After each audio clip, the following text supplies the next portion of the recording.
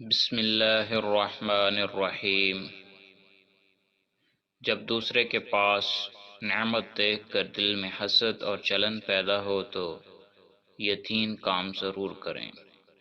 حدیث شریف میں حسد کا علاج یہ بتایا گیا ہے، جب کسی کے پاس نعمت دیکھ کر دل میں حسد پیدا ہو تو اس سے نعمت ختم کرنے کی کوشش مت کرو۔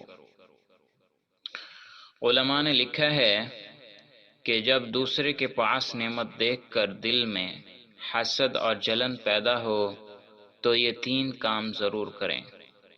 نمبر 1، اپنے اس خیال کو دل سے برا سمجھے۔ نمبر 2، اللہ تعالیٰ سے اس کے لیے خیر کی یوں دعا کرے، اے اللہ اس کی اس نعمت میں برکت اور ترقی عطا فرما۔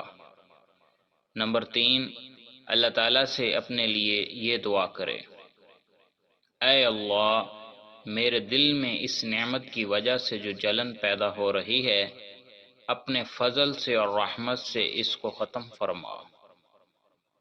دوستو، اگر آپ کو ہماری ویڈیو اچھی لگی تو چینل کو لائک، شیئر اور سبسکرائب ضرور کریں۔ جزاکم اللہ خیر، احسن الجزا۔